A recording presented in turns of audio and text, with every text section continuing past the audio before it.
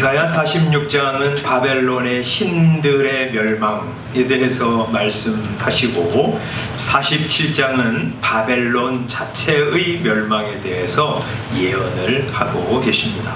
이 47장 바벨론의 심판을 보면서 세 가지로 이제 이 바벨론의 심판이 어떻게 일어나는지를 좀 말씀 먼저 드리도록 하겠습니다. 첫째는 하나님이 바벨론을 심판하신다 하고 말씀하십니다. 하나님은 앞으로 강대국 바벨론을 심판하시겠다고 선언하십니다. 그래서 이렇게 명령을 하세요. 1절 처녀 딸 바벨론이여 내려와서 티끌에 앉으라. 딸 갈대하여 보좌가 없어졌으니 땅에 앉으라 하고 명령하십니다. 이제는 여러 나라들을 다스리던 보좌에서 너는 내려오라. 하나님이 그렇게 명하시죠. 명하시면 그대로 됩니다. 다시는 여러 왕국의 여주인이라고 일컬음을 받지 못할 것이라고 5절에도 말씀하십니다. 다시는 알이 땄다는 칭찬을 듣지 못할 것이고 2절에 보면 노예처럼 맷돌을 가지고 가루를 갈게 될 것이라고 하십니다. 또 2절 도망자처럼 너울을 벗으며 치마를 걷어 다리를 드러내고 강을 건너라고 하십니다. 내 속살은 드러나고 부끄러운 곳이 보일 것이라고 말씀하십니다. 또 5절에 보면 이제 죄수가 돼서 포로가 돼서 감옥에 들어가라. 흑암으로 들어가라. 잠잠히 앉으라 하고 말씀하십니다. 하나님이 이제 온 나라를 다스리던 이 주인의 자리에서 내려와서 너는 이제 노예가 되라. 너는 이제 도망자가 되라. 너는 이제 감옥에 갇혀라 하고 명령하십니다. 하나님이 명령하셨으니까 그대로 될 것입니다. 하나님은 바벨론을 심판하십니다. 두 번째, 이 멸망의 이유, 왜 바벨론이 강대국이 멸망하게 되는가 하는 것을 두 가지로 말씀하는데, 첫째, 하나님의 백성을 박해했기 때문입니다. 6절에 말씀하시죠. 전에 내가 하나님이 내 백성 이스라엘에게 노하여 내 기업을 욕되게 하여 그들을 너의 손에, 이 바벨론의 손에 넘겨주었거늘 내가 바벨론이 그들을 긍휼히 여기지 아니하고 늙은이에게 내 멍에를 힘이 무겁게 메웠다. 아주 나이가 많은 늙은 사람에게 무거운 멍에를 지게 만들어서 쓰러지게 했다는 것이죠. 하나의 이 행동을 가지고 이 바벨론인들이 이스라엘 유다 백성들을 얼마나 괴롭히고 학대했는지를 알려주십니다. 다른 성경에 보면 바벨론 사람들이 예루살렘에 침공해서 막 불을 지르고 사람들을 찔러 죽이는데 어린아이들은 들어서 바닥에다가 내쳐버리고 임산부의 배를 가르고 그리고 경건한 사람들을 다 학살했습니다. 유다의 왕 시드기야를 붙잡아서 그가 보는 눈앞에서 모든 대신들과 아들들을 다 쳐 죽이고 그의 두 눈을 빼고 바벨론으로 데려갔습니다. 잔인한 박해죠. 하나님이 이런 하나님의 백성을 박해한 죄 때문에 바벨론을 심판하시겠다고 말씀하시는 것입니다. 두 번째는 바벨론이 왜 심판을 받는가? 교만했기 때문입니다. 얼마나 교만했냐면 7절에 보면 그들이 이렇게 말했습니다. 내가 영영이 여주인이 되리라. 나는 온 세상의 주인이다. 세상을 좌지우지하는 세상의 영원한 주권자라는 자만심이 있었습니다. 8절에 보면 여기 말하지요. 그러므로 나 사치하고 평안히 지내며 마음에 이르기를 나뿐이라 나 외에 다른 이가 없다. 10절에도 보면 이렇게 말합니다. 내 마음에 이르기를 나뿐이라 나 외에 다른 이가 없다 하였으므로 이렇게 말하고 있습니다. 우리가 지금까지 이사야서를 살펴보면서 하나님이 이런 말씀을 여러 번 하신 것을 보았습니다. 나뿐이라 나 외에 다른 이가 없다. 나는 유일한 하나님이다. 참 창조자요 온 세상을 내 뜻대로 다스리는 주권자, 이런 하나님은 나밖에 없다. 이렇게 말씀하시는 것을 여러 번 보았습니다. 여러분, 이 말은 전능하신 하나님, 유일하신 창조주만 하실 수 있는 발언입니다. 그런데 이 바벨론 사람들이 이런 말을 했다는 것입니다. 바벨론의 주인이 이런 말을 했다는 것입니다. 나뿐이야. 나 외에는 다른 이가 없어. 우리는 절대 강자야. 영원히 쇠하지 않는 나라를 우리가 세웠어.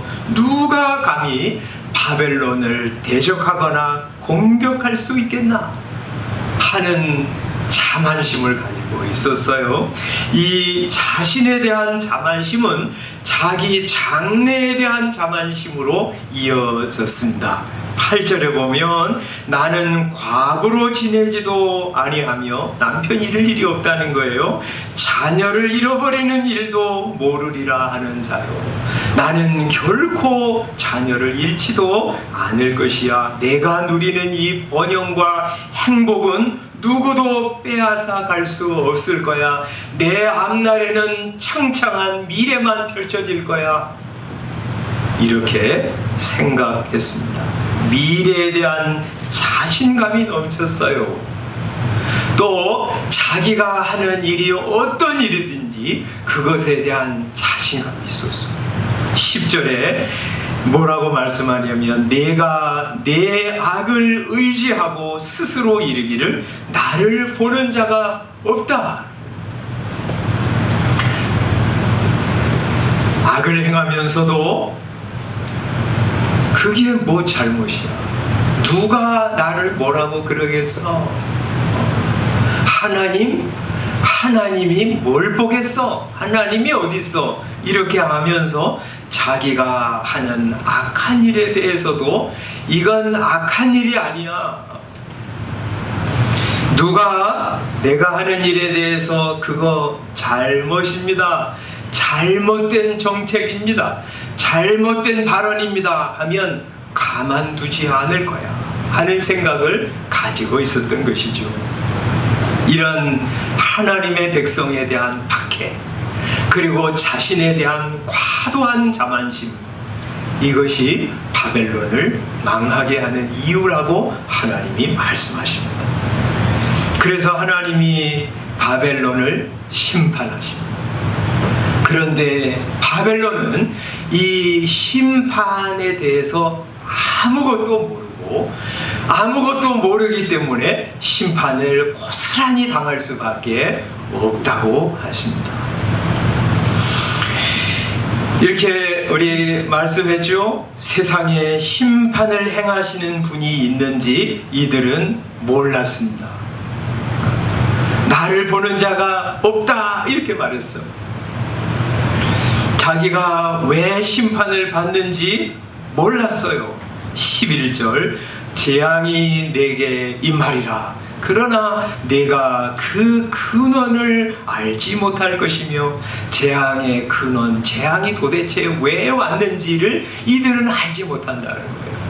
11절 뒤에 보면 파멸이 호련히 내게 임하리라. 그러나 내가 알지 못할 것이니라. 이들은 말이죠, 왜 이 강대국인 우리가 이렇게 한꺼번에 몰락했는지 도무지 이유를 알 수가 없었어요. 왜 우리가 그 보좌에서 이렇게 급격하게 땅으로 티끌로 내려오게 되었는지, 우리나라가 완전히 다른 나라에게 정복되어서 이 지상에서 자취를 감추게 되었는지, 왕은 죽임을 당하고 가족들은 다 뿔뿔이 흩어지고 죽게 되었는지 그들은 이유를 몰랐어요. 자기가 하나님의 백성을 압제한 것, 자기가 하나님인 양 교만한 것 때문에 심판을 받는 것을 도무지 알지 못했어요. 세상 사람들은 이렇게 자기가 왜 심판을 받는지를 모릅니다. 무시할 뿐만 아니라 심판을 막아서기에 무능합니다. 10절 9절에 이렇게 말씀하죠. 내가 무수한 주술과 많은 주문을 빌릴지라도 주문을 막 외우고 별짓을 다해서 이 일이 온전히 내게 임하리라. 그렇게 말씀하십니다. 11절에 말씀하죠. 이를 물리칠 능력이 없을 것이다.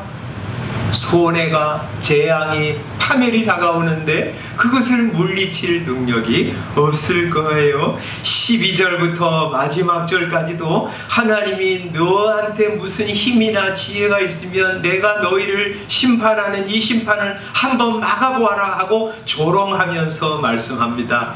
이제 너는 젊어서부터 힘쓰던 주문과 많은 주술을 가지고 맞서보라. 혹시 유익을 얻을 수 있을는지, 혹시 나를 놀라게 할 수 있을는지, 내가 많은 계략으로 말미암아 피곤하게 되었도다. 별짓 다 해도 피곤할 뿐이라는 거예요. 하늘을 살피는 자, 그 당시에 점성술이 굉장히 발달했습니다.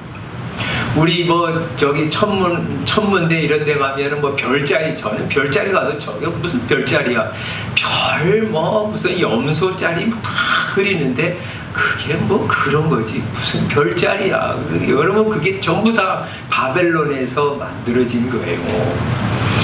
하늘을 살피는 자와 별을 보는 자와 초하는 날에 예고하는 자들에게 일어나 내게 임할 그 일에서 너를 구원하게 하여 보라. 보라, 그들은 초계 같아서 불에 타리니 그 사람들은 우리 지푸라기처럼 다 하나님이 심판하시는 불에 타버릴 것이라고, 그 불꽃의 세력에서 스스로 구원하지 못할 것이라고 말씀합니다. 이런 심판의 불은 그냥 우리를 따뜻하게 하는 무슨 온기가 아니에요.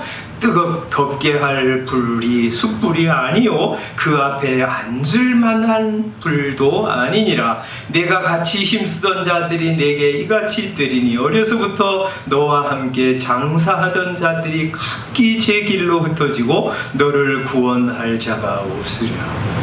굉장한 돈을 들여서 천문학을 공부하고 그런 사람들 나라에서 장려하고 그러면서 우리 바벨론의 장래를 너희가 살펴보고 어떻게 할지를 가르쳐라 하고 많은 사람들을 양성했지만 그 천문학이, 점성술이, 그 점성술사들이 아무런 도움을 주지 못한다는 거예요. 하나님이 멸하신다고 말씀하시는데 그런 하나님의 심판을 막아설 학문이 어디 있으며 막아설 주술사들이 어디 있겠어요? 철저하게 바벨론은 심판을 받을 것이다. 그렇게 선언하십니다.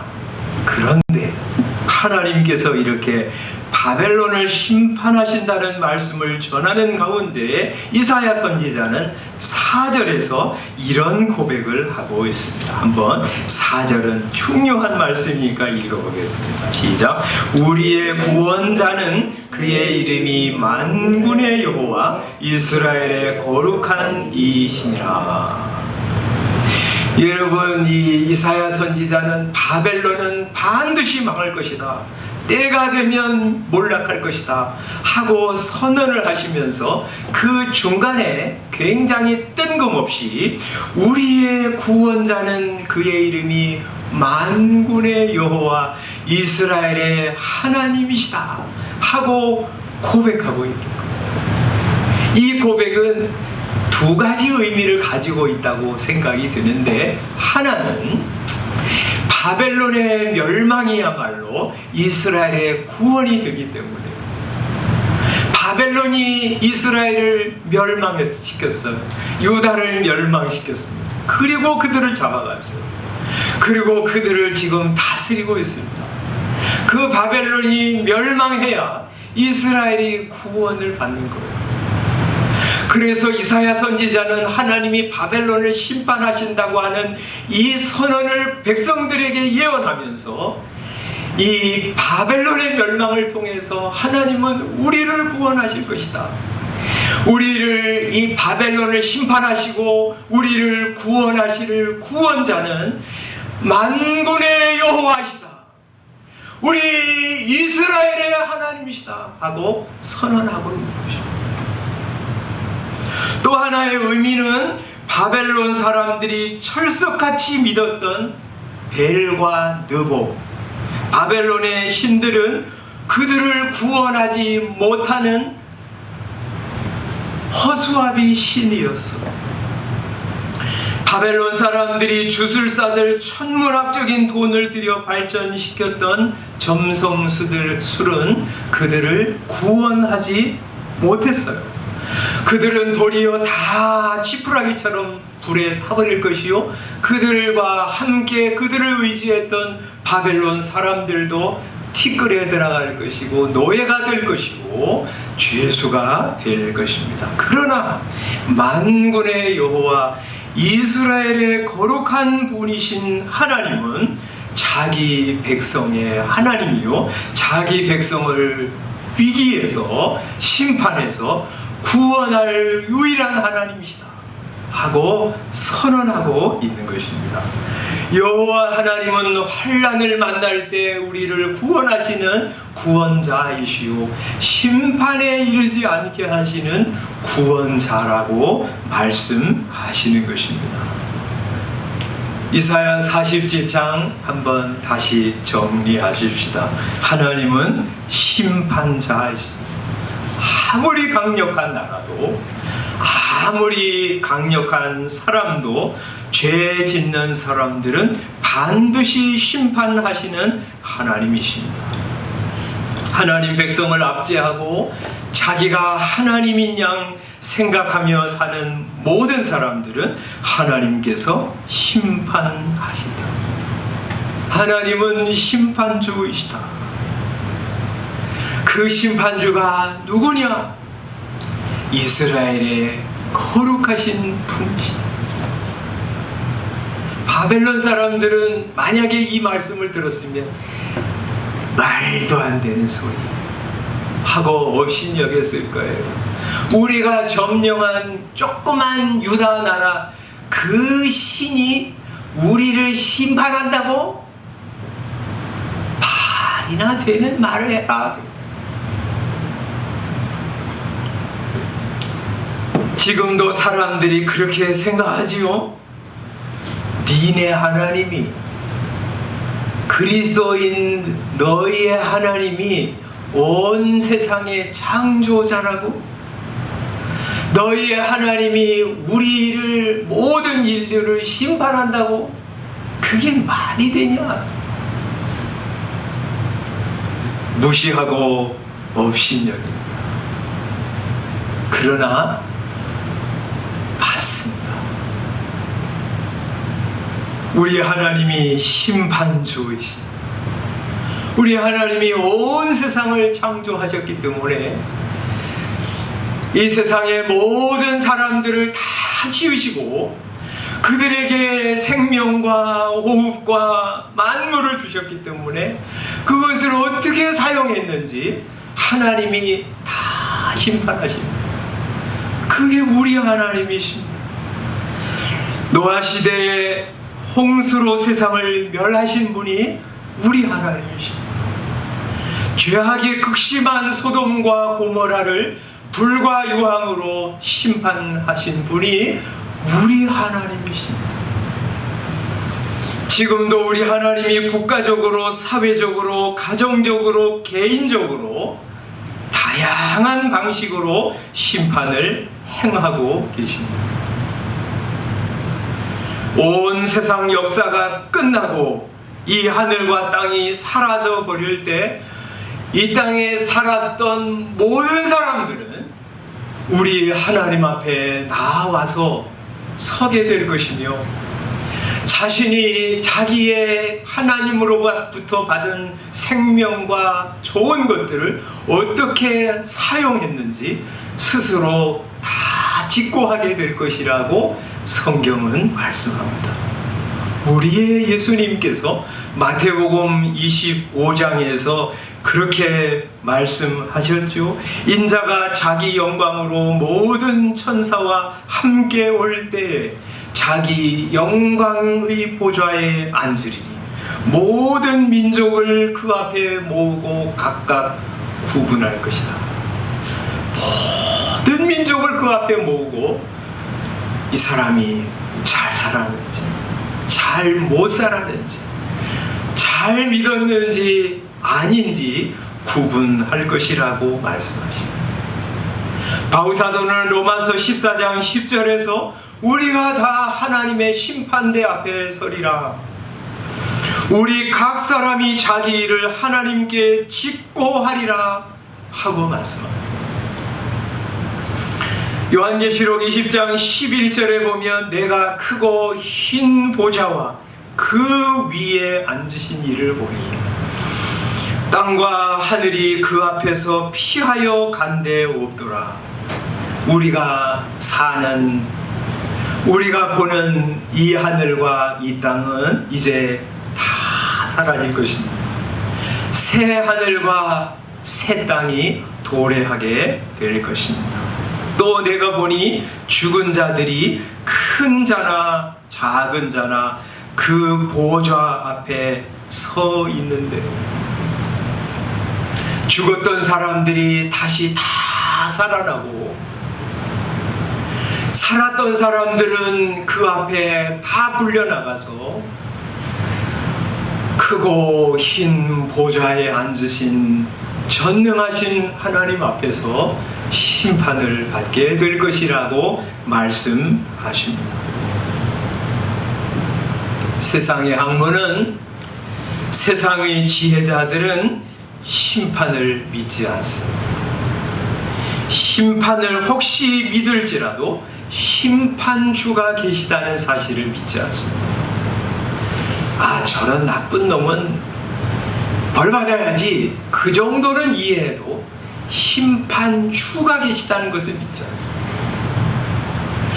혹시 심판하는 어떤 분이 계시는 것을 믿을지라도 심판주가 우리 하나님 여호와 하나님이라는 것을 믿지 않습니다.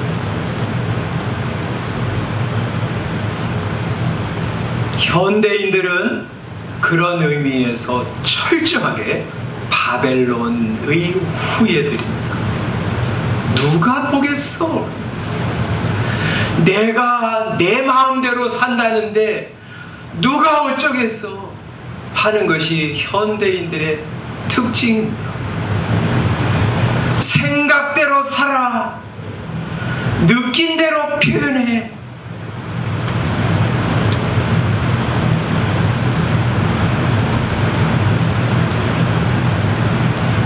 무엇 때문에 심판을 받는지도 알지 못합니다. 그래서 일말의 두려움도 없이 예수 그리스도를 독하게 저주합니다. 교회를 얼마나 잔인하게 학대하고 비방하는지 모릅니다. 자기가 하나님이냐, 자기 장래는 잘 될 것이라, 누가 뭐래도 내 장래는 꽃길이 될 거야,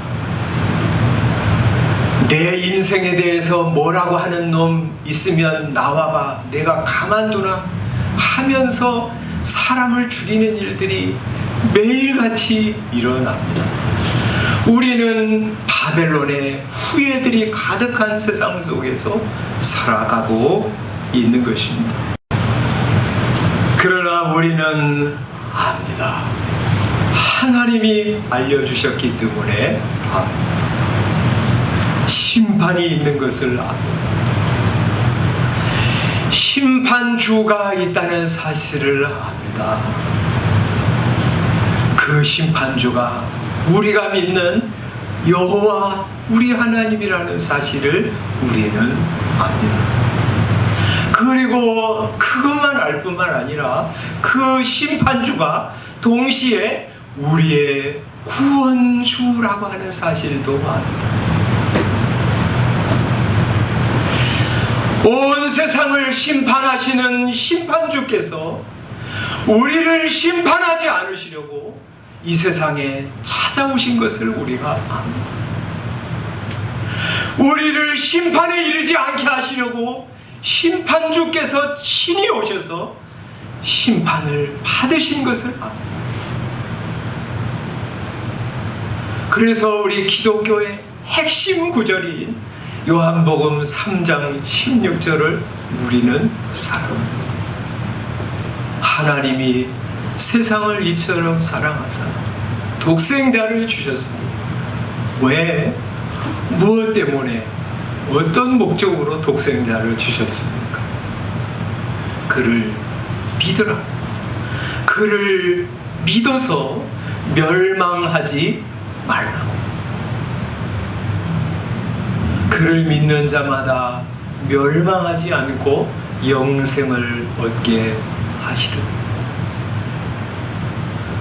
그 다음 3장 17절에도 중요한 말씀을 하고 계시죠. 3장 17절, 하나님이 그 아들을 세상에 보내신 이유가 뭐냐면 세상을 심판하려고 하신 것이 아니요, 세상은 심판을 받게 되었습니다. 그냥 놔두면, 그냥 살면 심판을 받게 되었습니다. 그래서 하나님이 아들을 보내주신 겁니다. 아들을 보내주신 것은 세상을 심판하려고 하는 목적이 아니에요. 뭐 이미 심판 다 받는 것인데 심판을 행하시려고 하는 것이 아니고, 그로 말미암아 세상이 구원을 받게 하려 하심이라고 말씀하십니다.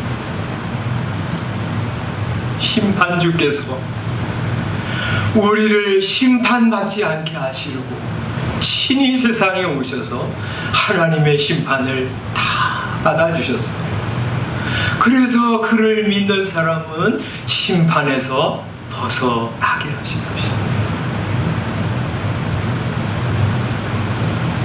그래서 이사야처럼 우리의 구원자는 그의 이름 만군의 여호와 이스라엘의 거룩한 이십니다. 우리도 그렇게 고백하면서 우리의 구원자이신 하나님 그리스도를 향해서 감사하고 찬양하면서 살아갈 거예요. 그리고 그 구원을 거저받은 성도는 이제 바빌론처럼 심판받을 일을 하지 않으려고 하는 거예요. 두 가지라고 말씀드렸죠. 바벨론이 왜 심판을 받았어요? 하나님의 백성들을 압제하고 과도하게 공격하고 비방하고 죽였기 때문에. 그래서 성도는 이제 예수님 믿고 구원받은 성도는 우리 함께 구원받은 하나님의 백성들을 어떤 눈으로 바라보아야 하겠어요? 비방하고 공격하는 눈으로가 아니라 그를 용납하고 세워주고 사랑하고 축복하려고 하는 마음으로 바라보는 거예요. 다윗이 그랬던 것처럼 땅에 있는 성도들은 존귀한 자들이니 나의 모든 즐거움이 그들에게 있도다. 그거 바라보면서 연약한 것은 접어두고 하나님이 은혜 베풀어 주신 거 생각하면서 용납하고 용서하고 축복하고 세워주면서 가는 거예요. 새벽에 에베소서 4장 우리가 보는 것처럼 더러운 말, 상스러운 말, 과장, 왜곡 험담으로 성도를 상책이 되지 않고 선한 말을 하여 은혜를 끼치게 하고 그리스도의 몸을 세우려고 하는 것. 주님이여 나라가 임하시오며 하나님의 나라가 이 땅에 임하기를 소원합니다 하면서 주님의 나라가 세워지는데 우리가 다 쓰임받게 해주십시오 하고 하나님의 나라의 한 부분 쓰임받기를 소원하면서 가는 것. 우리는 하나님이 아니에요. 나는 내 인생의 주권자가 아닙니다. 하나님이 여러분을 이 시대에 이곳에 보내신 목적이 있습니다. 그런 하나님의 나를 향한 목적을 이해하고 하나님이 원하시는 대로 내 인생을 주관해 가십시오 하고 맡기면서 살아가는 거예요. 여러분은 여러분의 인생의 주인이 아닙니다. 어떤 사람들이 그렇게 말하지요? 웨스트민스터 소요리 문답 제1문 1640년도에 우리 정말 성경을 사랑하는 신학자들과 목회자들과 장로들이 오랜 기간 모여서 성경 전체를 연구하면서 그리고 이제 이 요리문답, 교리문답을 만들고 신앙 고백서를 만들었어요. 그래서 우리 장로교회에서는 우리 어떤 사람이 목사가 되고 장로가 되고 안수집사가 되면 이 선서를 그렇게 합니다. 웨스트민스터 이 신앙 고백서와 소요리문답을 하나님의 말씀을 총괄한 것으로 알고 그대로 믿고 순종하기로 선서합니다. 이렇게 선서합니다. 근데 그렇게 요리문답을 만들면서 제1문을 만들었는데 여러분 1문을 만들 때 얼마나 고심을 많이 했겠어요. 여러 질문들을 많이 만들어냈어요. 최고로 중요한 질문을 뭘 넣을까 하다가 인간의 제일 되는 목적이 무엇입니까? 하고 물었어요. 여러분 굉장히 중요한 질문이고요. 정말 잘 만든 질문이에요. 그렇잖아요? 인생이 뭐 여러 목표를 세우고 살지만 제일 되는 목적이 뭔가 하는 것을 딱 알면 정말 인생을 잘 살아갈 수 있기 때문에 그걸 제1 질문으로 넣고 그리고 그것의 답변으로 이렇게 하죠. 인간의 제일 되는 목적은 하나님을 영화롭게 하며 영원토록 그를 즐거워하는 것입니다.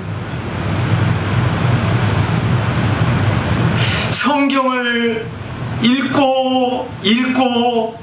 읽어봐도 인간의 참된 목적, 하나님이 우리를 보내신 제1의 목적, 이거 정말 잘 만들었다.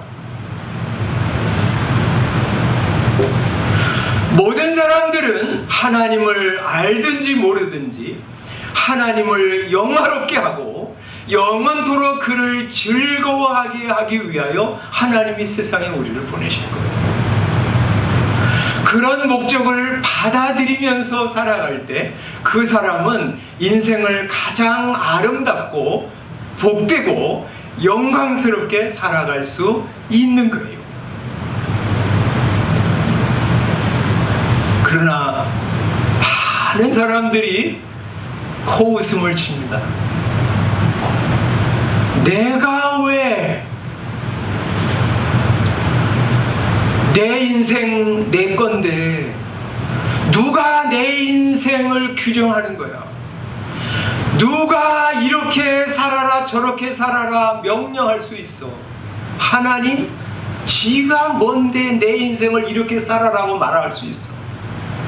나는 내 인생 내 마음대로 살 거야. 그게 뭐냐면 자기를 하나님으로 생각하는 거예요. 바벨론 사람들의 후회. 나밖에 없어. 나 외에 다른 이가 없어. 누가 나를 보겠어? 죽으면 끝이지 뭐가 남아있겠어?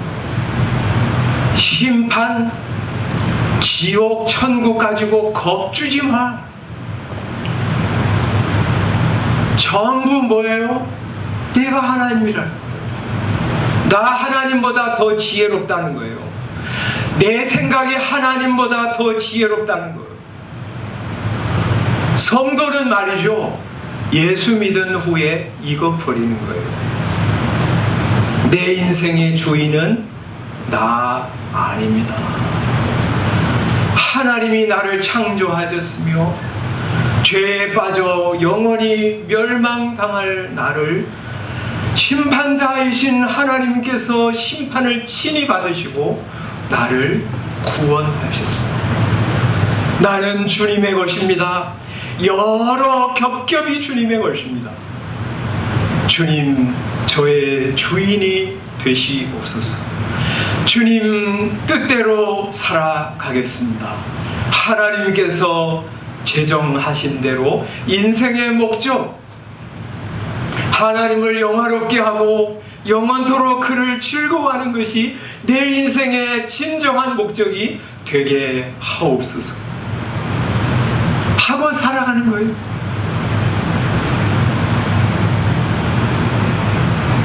그런 복된 인생, 아름답고 영광스러운 인생 살아가는 저와 여러분들 다 되시기를 주님의 이름으로 축원합니다.